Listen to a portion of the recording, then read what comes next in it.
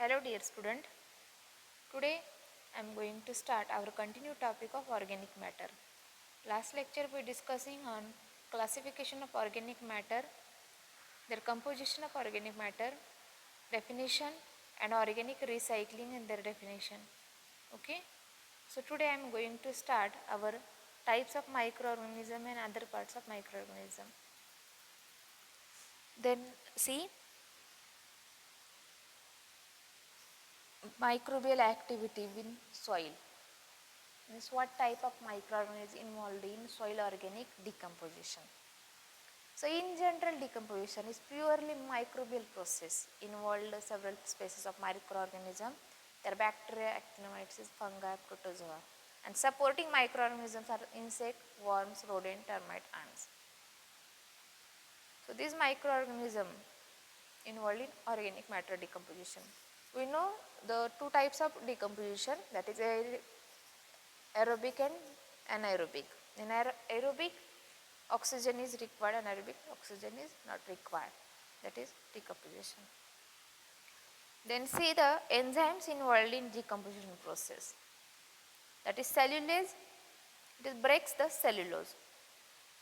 Urease, it breaks urea to carbon dioxide and ammonia.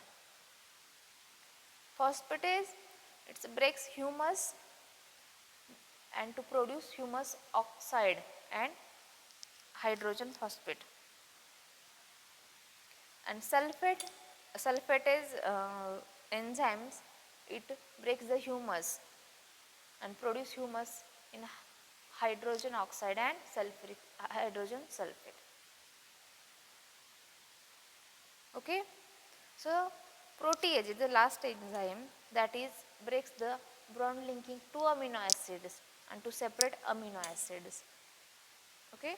In that enzymes involved in cellulose, urease, phosphatase, sulfatase and protease. Okay, understand? Means cellulose, it is required to break down the cellulose. Okay, urea is required to break down the urea into carbon dioxide and ammonia. Okay, and then phosphatase, it is the breakdown on produce humus. Okay, and hydrogen phosphate. Sulfate is also used to produce hydrogen oxide and sulfuric acid, and protease also used for separating the amino acids. The bonds separate the amino acids. Okay. Then see the next point, that is role of organic matter in short. That is beneficial or harmful effect on that properties, that is physical, chemical and biological. That is also it is advantages of soil, that is soil organic matter. What is the advantages of organic matter in related to soil only? So it is physical, chemical and biological. So see firstly the physical changes due to organic matter. It is gives dark brown color, or because it have much more humic acid. Also physical structure, the granulation and average stability also increase. Reduce plasticity in cohesion and stickiness. Also increase infiltration rate and water holding capacity due to organic matter is increased, and it is climate buffering. Then in chemical reactions or chemical changes in soil, that is increase cation exchange capacity. Okay. Also it changes pH buffering, slow release of nitrogen, phosphorus and sulfur and micronutrients. It is less leachable, or it is less lost. Then chelation of micronutrient, that is iron, copper, zinc and manganese. Because organic manure is the natural chelating agent, that's why it is chelation the micronutrient or bind the particle. Then decrease aluminum toxicity by binding an acid soil, that is chemical changes in soil. Then in biological properties, that is organic matter is food of organism or microorganism, that's why it increase their biomass also increase their microbial activity and increase their biodiversity. So that is the changes in soil, chemical, physical and biological changes due to organic matter. Okay, I hope you understand that is role. Then see factors affecting organic matter decomposition. There are 7 factors affecting decomposition process, that temperature, moisture, soil pH, nutrient, texture, aeration and nature of plant. So explain me one by one. That is temperature. So temperature is cold period is retard the organic matter decomposition, and there will be more accumulation of organic matter on the top of soil as compared to warm climate. The most suitable temperature is 30 to 40 degrees Celsius for proper decomposition. Okay, so in general temperature is most important for decomposition process. Then soil moisture, nearly or slightly wetter than field capacity moisture condition are very most favorable for decomposition. Means about 60 to 70% water holding capacity is optimum for decomposition. Means more water required for decomposition. Next, soil pH. If soil pH 6 to 8 pH or neutral pH, it required for optimum growth of microorganism. See bacteria at 6 to 8 pH. Okay, actinomycete is more at pH 8 to 10. Algae pH 5.5 to 7.5. Fungi pH that is 4 and protozoa pH 3. That pH is required for optimum growth of microorganism. Okay, then nutrient. So lack of nutrient, particularly nitrogen, reduce microbial growth and its slow decomposition. That's why addition of nutrient by nitrogenous fertilizer means like urea, it increases the speed of decomposition. That's why nutrient is important for decomposition. Next, soil texture.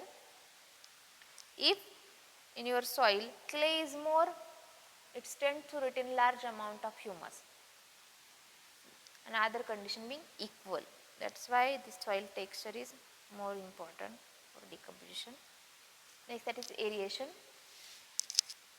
We know the good aeration also increase the rate of decomposition and supply oxygen.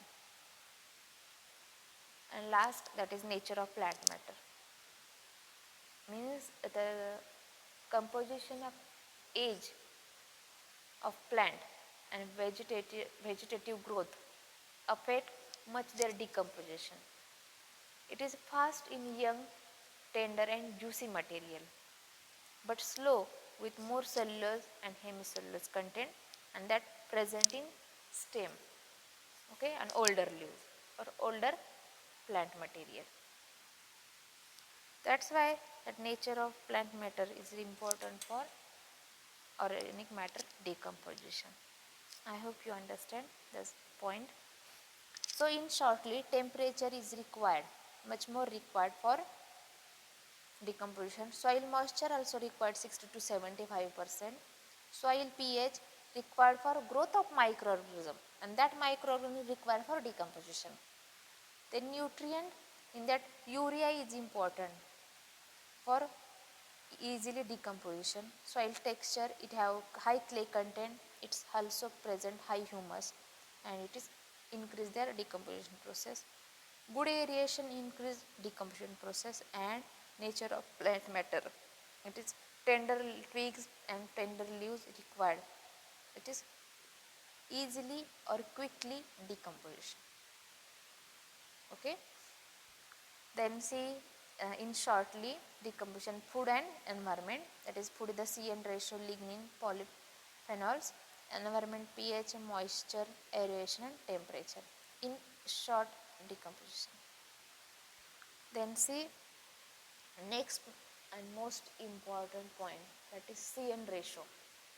So previous part of this lecture, that is your organic matter, and next remaining part is your CN ratio, that is carbon and total nitrogen ratio.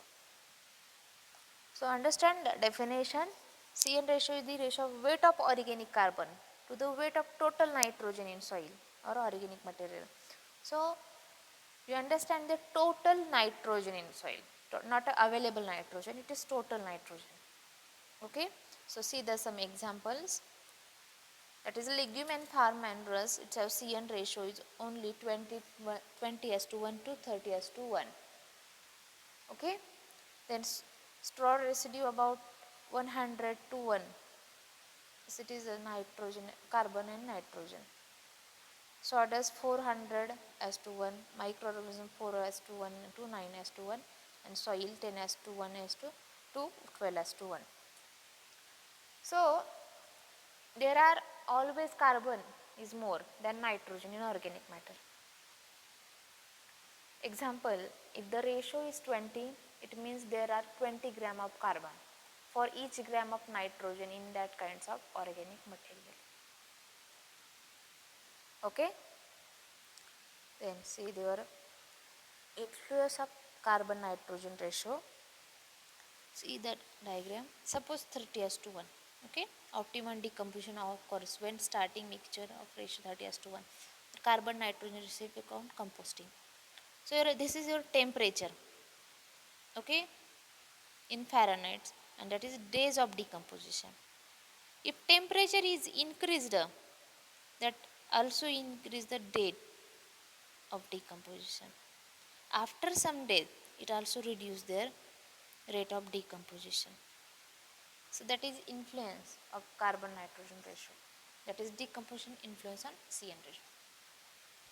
Then see last part, that is significance of or advantage of carbon nitrogen ratio.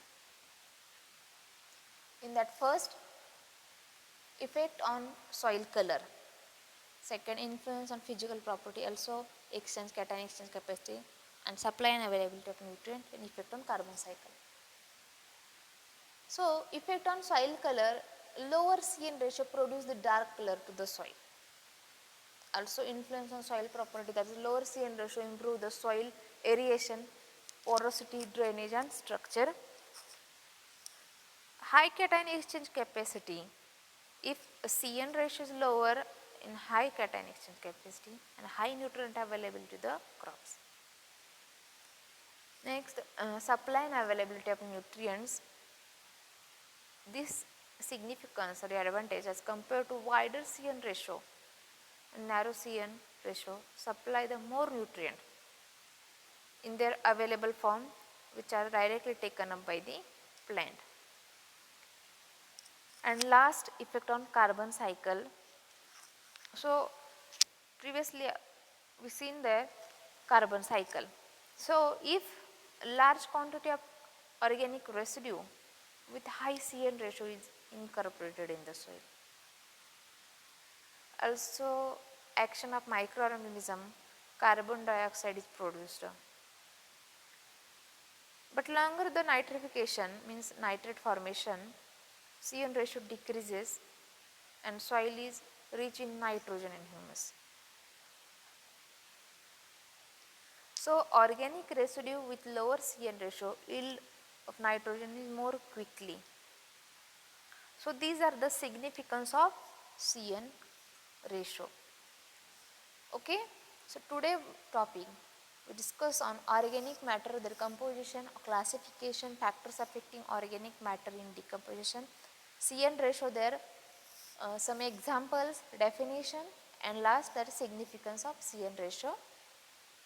So any difficulty regarding this topic you can ask me. Okay, thank you for listening.